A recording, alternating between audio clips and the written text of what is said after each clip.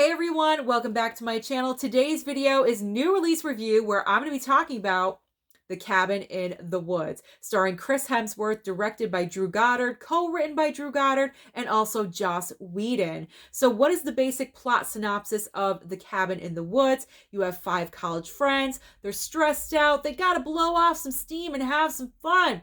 So what better idea to go off to than a cabin in the woods, right? Not in this movie.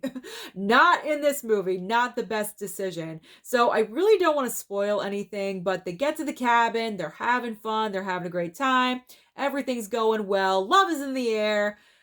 And then all I'm going to say is controlled chaos ensues. I don't really want to spoil it for anyone that has not seen this movie. I'm thinking that's kind of the reason why you're watching the video. You're thinking about buying it, but you're not 100% sure. So I'm going to try to remain spoiler free. And I do ask that you remain spoiler free in the comments. Okay, don't spoil it for anybody. So I've seen this movie 2 times now. The first time I watched it was about a year ago, and I was not as big into the horror movie genre as I am now.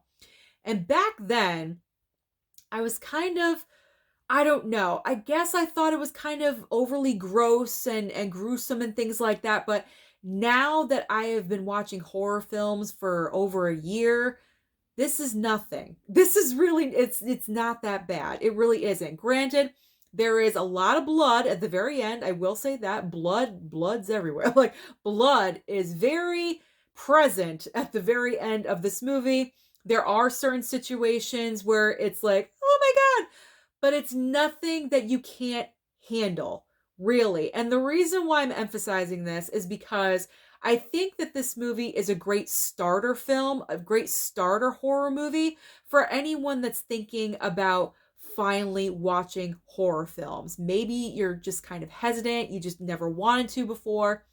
This is a great starting off point because there are elements in this movie that are horrific, that are kind of like, ooh, like, oh my God, but it's nothing that you cannot handle. You'll be able to handle it. If I can handle it, trust me, you will be able to handle it. Now, the movie does start off kind of slow. It's a little bit of a slow burn. About the first 40 minutes, nothing is really going on. But then once it starts, and things are happening at a rapid pace, and it pretty much does not stop until the very end. So I did want to let you guys know that. You might start the movie and think, what's going on? Nothing's really happening. Trust me, it will get there. So upon the second watching of Cabin in the Woods, I do have to say I enjoyed it more because I did have complaints about the ending when I watched it the very first time. When I watched it the first time, I said to myself, that ending is stupid, it's not realistic, it's dumb, who wrote this? And then I saw who wrote it and I was like, what? like this is the man that gave us Buffy the Vampire Slayer. This is the man that was in charge of Avengers.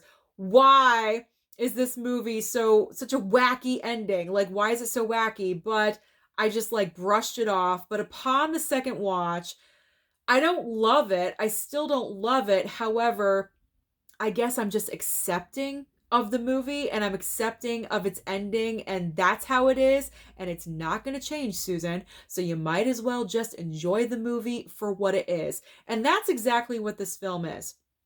You just enjoy it. There's nothing big to think about. You just eat your pop. It's a popcorn movie. You sit back, you eat your popcorn, you shut off your brain for an hour and a half, and you just have entertainment, and it's just a good time. So I know you're probably thinking like, Susan, do you recommend this title or do you not? Because you're kind of going back and forth. I do recommend that you watch this because, like I mentioned, it's a good starting off point if you want to get into the horror movie genre, but also just because I did not enjoy the ending or I'm still on the fence about it does not mean that you will not like the ending, because we're all different people. So you may enjoy the ending much more than I, because trust me, before the ending, I was digging everything. So overall, do I recommend The Cabin in the Woods? Yes, I do, especially if you buy it on the Steelbook format, because it's absolutely amazing looking. So let's get into this breakdown really quickly. Lionsgate killing it yet again with the physical media, Steelbook, and what it looks like. So we do have the Steelbook. the clear plastic cover on the top with the Cabin in the Woods on the bottom. This is on the slipcover, not in the steelbook. So let's take this out. There we go. Whoop. And that is what it looks like. We're just going to put that off to the side. So that's what the front of the steelbook looks like. I love that. I love this at the bottom, the pop of the color. I love that with the cabin and the 5 characters up at the top. Then we have the back, just to give you a little hint of what could be featured in the movie. There we go. There is the spine. And then quickly the inside with the disc artwork. And I already removed the digital code, so there's nothing like that inside. There we go.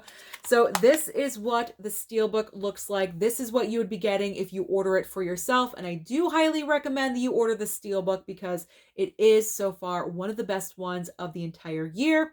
And as far as bonus features, there is audio commentary with Drew Goddard and Joss Whedon. There is a behind the scenes making of the movie itself. There's also making of or behind the scenes features of special effects and makeup. So that is everything. My wrap-up review, my little basic thoughts about The Cabin in the Woods.